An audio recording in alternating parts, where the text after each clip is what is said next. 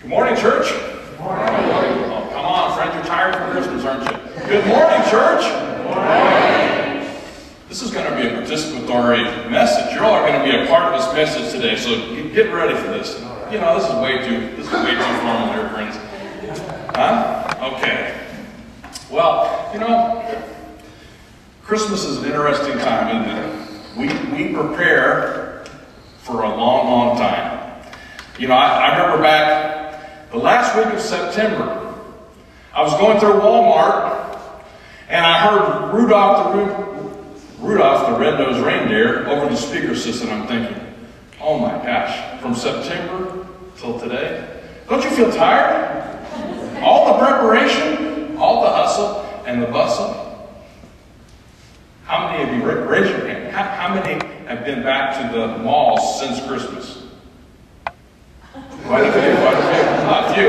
Only if you have to, right? Maybe you received the wrong size or the wrong color, or maybe it was just the wrong thing altogether, and we took it back, didn't we?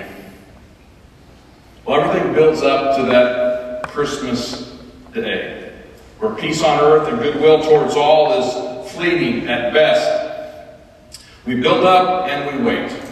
You know, the 4 weeks of Advent, we prepare, we listen, we wait, and we hear the human side of this Jesus, of this baby, of how Joseph and Mary prepare for the birth of this child.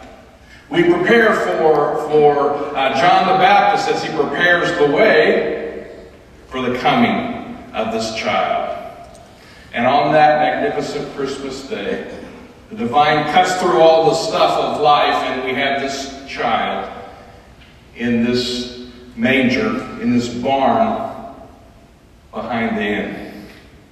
Today's story is anything but a message of a king. We see Joseph and Mary, they escape to Egypt in the middle of the night and become refugees in a foreign country, inevitably relegated to the bottom of the social ladder. Everywhere, when it's in the time of Jesus or it's in our time as well, the refugee is the lowest on the pecking order. The person who has the least clout in society. Often they save their lives by abandoning their homes, their communities, where they are respected and comfortable. Yet saving their lives has a cost. They have to learn another language. They have to adjust to a different culture, a different way of life.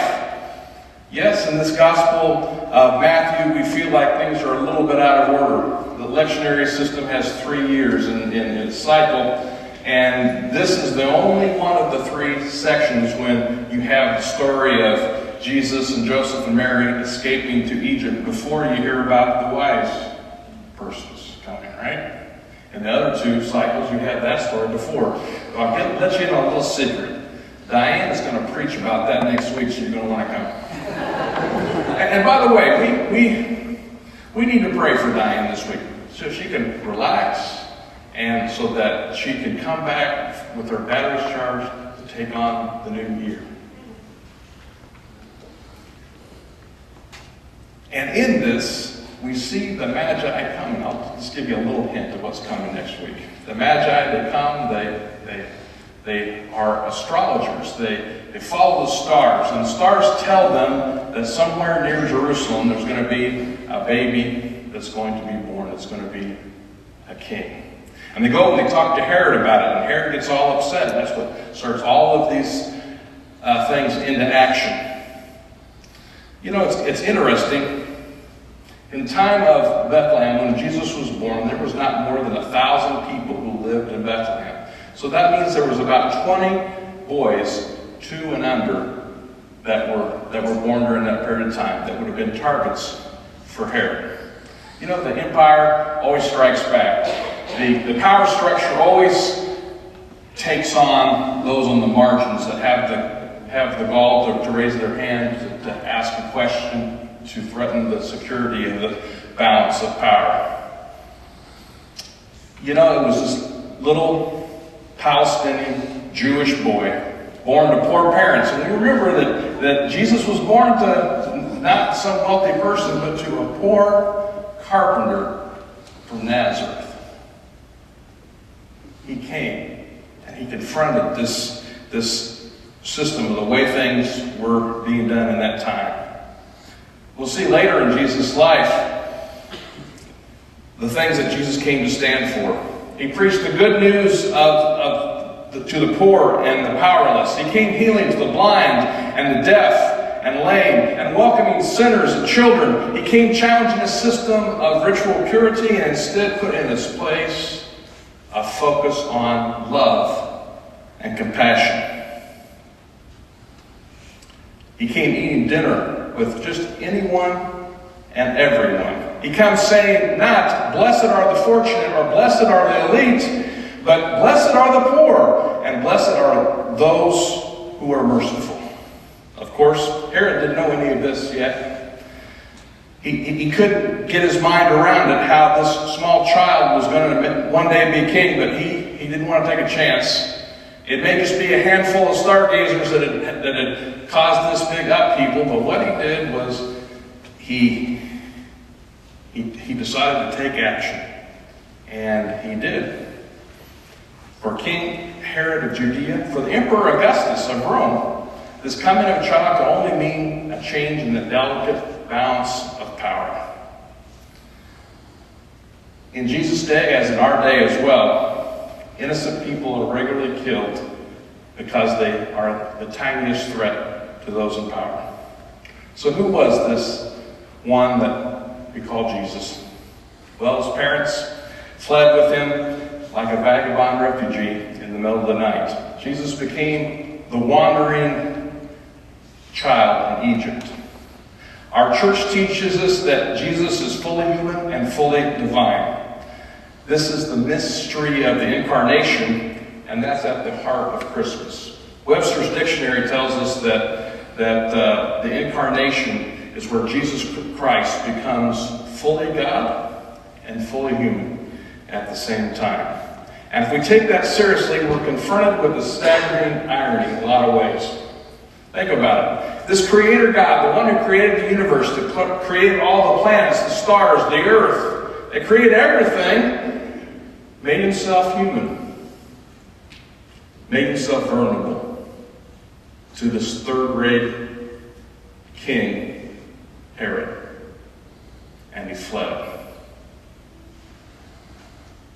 Jesus knew, because of those things, what it meant to live in a different place, a different culture. From his very beginnings as a small child, he was thrown into a different social reality, to a different language, a different country that his parents had known.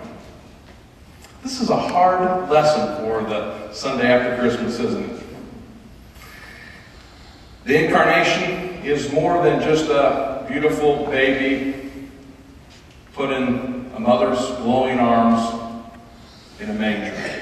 It's more than just the angels singing hymns and the shepherds running to tell the good news. The incarnation is about God being willing to empty God's self up in such a tremendous way that we are cared for. That God knows our reality. God knows the reality of a refugee, and God knows the reality through Jesus, who died on the cross for us, for you and I. That kind of love is something that needs to make us rejoice, to be sure. And it reminds us where Jesus' heart is, for Jesus solidly stands alongside the refugee, the vagabond, the powerless, and the poor. A few years ago, Ruth and I had an opportunity I made a trip to Tucson, Arizona. And if you go ahead and move that to the next slide there. We went with First Christian Church and Robin Hoover, who helped to start Humane Borders. Humane Borders is a ministry out of First Christian Church. We got in the van and we traveled more than an hour south to Tucson, near the Gila Native American community and near the border with Mexico. And as you can see, there's nothing there but saguaro cactus, sagebrush, and sand. And it's this narrow strip where people come across from Mexico, Guatemala, or south of there. And this is a dangerous place. In January, it was 90 degrees in the afternoon, and imagine what it would be like in July or August. It'd be 110, 120 out there, and people would jump the refugees as they came across, but their greatest challenge was the fact that they lived without water in many cases. Humane Borders has created an environment where they have 35 watering stations all out across the border, so that people can find these stations. They have flags that go up 50 feet in the air. It's a blue flag, and everybody knows that that is a safe place that they can go and receive water. Since the year 2001, Humane Borders has handed out more than 150,000 gallons of water to people crossing the desert. When we give to our offering, when we give to support missions, we're helping to support Humane Borders. We're helping to support ministries that hand out water. I'd like to think that if Jesus had needed it, when he walked across the border from Israel to Egypt, if he had needed water, there would have been someone there to help him, to help Joseph, to help Mary. Can we do at least that? I know it's a delicate subject, immigration and everything that comes with it. But a cup of water in the desert for someone that's trying to make it. Imagine a world without barriers or borders. So say it with me. Imagine a world without barriers or borders. Come on, friends. Imagine a world without barriers or borders. Many of us from this congregation have got a chance to go to the next location, which is in Haiti. And we've got a chance to see up close and personal the challenges that many people face there each and every day. We've seen what it's like to live, especially after the earthquake, of how you make life each and every day. It's a challenge. Imagine if you were a parent, a mother or father, and you haven't been able to give your kids a meal for 2 days or 3 days. You'd do just about anything, wouldn't you? Maybe even go as far as to get on one of these boats, traveling to the United States, and be there for 10 days, 2 weeks in the sun without any place to hide, without potable water, and then get to the beaches of South Florida in the hopes that you can get by immigration in the Coast Guard. If you're Cuban, you're given a free passage right on through, a path to citizenship. But if you're Haitian, many times you're sent back to Haiti. We now have more than 100 Haitian disciples congregations across this country that work with Haitian people. Many of them have been refugees. Many of them came on boats originally. And we work with them. We learn from them what it means to be Christian, what it means to walk alongside the refugee, what it means to be on the side of those who are on the margins of society. I heard it once said that when the dominant culture hits a recession, you get a little bit of a cold. When the African American and Hispanics would then get pneumonia, and the Haitians are put in ICU. It's alongside our Haitian brothers and sisters that we need to be that advocate, to raise our hand up and say, we want justice for our brothers and sisters from Haiti that live in Haiti and also those who live here. Imagine a world without barriers or borders. Say it with me. Imagine a world without barriers or borders. I'll tell you one last story. Story of a pastor. His name is Jose. I won't tell you his real name because he's not here legally. He's a pastor of Fe y Esperanza y Amor in San Diego, California. Jose has lived in our country 30 years now. He became a person of the faith at Casa de Oración in San Diego, and he has now grown in his faith to the point where he now is the founding pastor of this fledgling congregation. He started out with 5 members of his family and 5 seed members that lived in the neighborhood. Go ahead and pass on to the next slide. This is the picture of Fe Esperanza y Amor. Looks like a storefront, right? This used to be an oil changing place. You come in and you make your business deal with the people at the front desk, and then you drive your car around to the back, and they put it up on a hoist, and they change your oil. Now they changed the oil changing place is now a baptistry, and this congregation is now not 10 members, but more than 200, more than that worshipped here today in this congregation are worshiping in this congregation. It's in the south side of San Diego. It's not a nice place to live and do ministry. Fe Esperanza and Amor is out there on the front edges of danger. You could go to the back. When I first visited there, in the back portion of this church, there were all kinds of graffiti, not only on that one part of the storefront, but all of the whole host. And some of the things they said, if you could read Spanish, were not nice. We'll just say that. They got donated paint, and they painted the whole thing. They picked up all of the needles from all of the people that were doing drugs behind this place. And if you were to go there at night, in the first part, you'd probably find prostitutes right behind the place. And they began to engage the community. This church began to engage the community in profound ways. They went and they met with the president of the apartment complex association. Was not a follower of Jesus, but he opened up his home, and they began to have Bible study there. Little bit by little bit, this community has been changed because Fe, Esperanza, and Amor is there on the front edges, working with refugees, working with people that are illegal, working with people that are powerless in society. This pastor, Jose, can't travel more than 5 miles from this location for fear of being caught by the immigration department. Now his kids, all 4 of them were born here in the United States. They all have complete citizenship just like you and I. What about Jose?